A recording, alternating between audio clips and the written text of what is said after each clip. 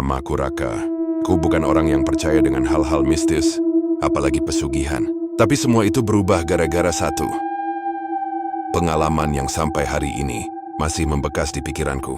Cerita ini bukan untuk menakut-nakuti, tapi kalau kamu mendengar kisah ini sampai akhir, mungkin kamu akan berpikir dua kali sebelum iri dengan kekayaan yang datang terlalu cepat.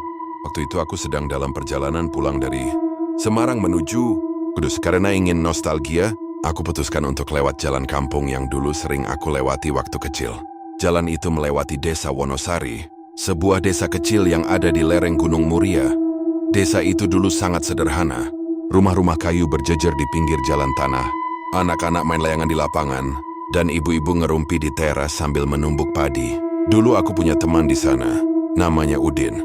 Tapi sudah lama kami tak bertemu. Yang membuatku heran waktu itu, baru beberapa tahun tidak lewat sana, desa itu berubah drastis. Begitu masuk ke gerbang desa, aku sempat berpikir salah jalan. Jalan tanah yang dulu becek dan penuh batu kini sudah jadi jalan cor mulus. Bahkan ada lampu jalan solar yang tertata rapi. Rumah-rumahnya pun sudah berubah total. Rumah panggung dari kayu berganti jadi rumah tembok 2 lantai. Lengkap dengan pagar tinggi dan CCTV di pojok-pojoknya. Aku sampai berhenti di pinggir jalan karena benar-benar tak percaya. Mobil-mobil mewah parkir di halaman rumah. Bukan 1-2, tapi hampir setiap rumah punya mobil. Aku lihat ada Alphard, Fortuner, bahkan satu rumah punya Mercy terbaru. Padahal setahuku, desa ini dulu penghasilannya dari tani dan kebun cengkeh. Tak ada pabrik, tak ada pasar besar, tak ada sektor wisata yang bisa bikin mereka sekaya ini dalam waktu cepat. Aku penasaran. Aku turun dari mobil dan berjalan kaki menyusuri desa. Tapi suasana desa yang dulu hangat dan ramai, sekarang terasa sepi dan aneh. Anak-anak tidak terlihat bermain di luar. Ibu-ibu tidak lagi ngerumpi di teras. Semua rumah tertutup rapat. Sebagian bahkan seperti tak berpenghuni, meski mobil terparkir di halamannya. Aku coba sapa seorang bapak tua yang sedang duduk di depan rumah sambil mengasah parang. "Permisi, Pak. Ini desa Wonosari ya?" Bapak itu menatapku lama, lalu mengangguk. "Iya, Nak. Mas dari mana?" "Saya Raka. Dulu sering lewat sini waktu kecil." "Kok sekarang beda banget ya, Pak? Dulu rumah-rumah di sini sederhana, sekarang mewah semua." "Apa ada perubahan besar?" tanyaku sambil senyum. Si bapak tidak langsung jawab. Dia hanya menunduk lalu berkata lirih, "Rezeki dari Tuhan memang tak terduga, Nak, tapi tak semua rezeki itu berkat." Aku bingung dengan jawabannya. Tapi sebelum sempat bertanya lebih jauh, bapak itu buru-buru masuk ke dalam rumah dan menutup pintunya. Aneh pikirku. Tapi mungkin dia memang tidak suka ditanya-tanya soal itu. Aku lanjut berjalan dan melihat-lihat sekitar. Di salah satu rumah, aku melihat ada wajah yang familiar. "Itu dia, Udin?" Teman masa kecilku. Dia sedang berdiri di teras rumah besar dengan gaya casual tapi elegan. Pakai kaos polo, celana bahan dan sandal kulit. Wajahnya jauh berbeda dari dulu. Dulu dia hitam legam, kurus dan selalu berdebu. Sekarang dia tampak bersih, kulitnya terang. Bahkan ada jam tangan mahal melingkar di tangannya. "Udin!" teriakku sambil melambaikan tangan. Dia menoleh agak kaget lalu tersenyum dan mendekat. "Raka, astaga, udah berapa tahun ya? Gila, lu masih inget gue aja." Kami berjabat tangan dan saling menepuk bahu. Aku diajak masuk ke rumahnya.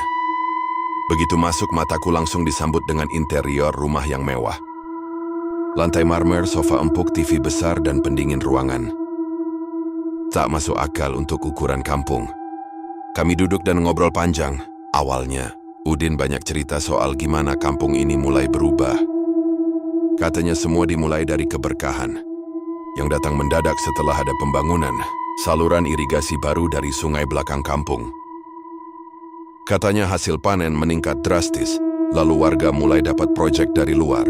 Tapi ceritanya terdengar terlalu rapi, terlalu sempurna. Aku mulai merasa ada yang aneh ketika dia bilang, Tapi di sini Rai kita diajarin buat nggak nanya terlalu banyak.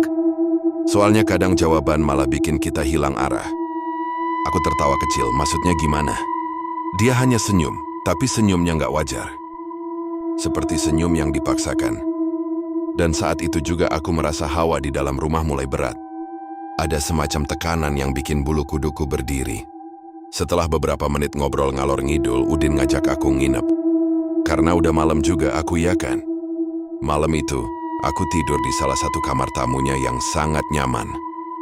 Tapi, kenyamanan itu hanya bertahan sampai tengah malam. Sekitar jam 2 pagi aku terbangun. Entah kenapa dadaku terasa sesak. Aku coba tidur lagi, tapi terdengar suara dari kejauhan. Suara bisik-bisik, seperti orang sedang membaca sesuatu. Tapi samar dan berulang-ulang. Aku berdiri dan mengintip dari jendela. Aku melihat barisan orang berjalan ke arah belakang kampung. Mereka semua berpakaian hitam, membawa semacam kendi dan nampan. Mereka melintasi jalan kecil menuju arah sungai di belakang desa. Rasa penasaran dan takut bercampur jadi satu. Aku tahu, aku harus cari tahu lebih dalam. Dan saat itulah aku merasa, mungkin semua kekayaan yang tiba-tiba datang ini bukan karena irigasi. Bukan karena proyek, tapi karena sesuatu yang jauh lebih gelap. Dan sejak malam itu, hidupku tidak pernah sama lagi. Bahkan esok paginya Udin bersikap seolah-olah tak terjadi apa-apa. Dia menyambutku dengan senyum, menawari sarapan dan mengajakku keliling desa. Tapi aku sudah tak bisa tenang. Perasaan tak enak terus mengikuti. Bahkan udara pagi pun terasa pengap dan dingin meski matahari sudah tinggi. Kami berjalan melewati balai desa yang terlihat baru. Bercat putih dengan plakat emas bertuliskan nama-nama donatur pembangunan. Tapi yang aneh, semua nama di situ seperti disamarkan. Hanya inisial-inisial tanpa nama lengkap. Aku tanya Udin, dia cuma bilang, itu bentuk kerendahan hati. Tiba-tiba, aku melihat seorang ibu tua berdiri di pojok jalan. Matanya kosong, tatapannya mengarah padaku terus. Udin menarik lenganku, mengajakku jalan lebih cepat. Jangan terlalu banyak lihat-lihat. Rah, orang sini bisa salah paham katanya. Hari itu aku pulang ke rumah dengan kepala penuh tanda tanya. Tapi satu hal yang pasti, aku harus kembali lagi ke desa itu. Bukan untuk sekadar mengunjungi teman lama, tapi untuk mencari tahu kebenaran di balik kekayaan mendadak desa Wonosari. Sebab sesuatu yang terlalu sempurna pasti menyimpan rahasia yang kelam.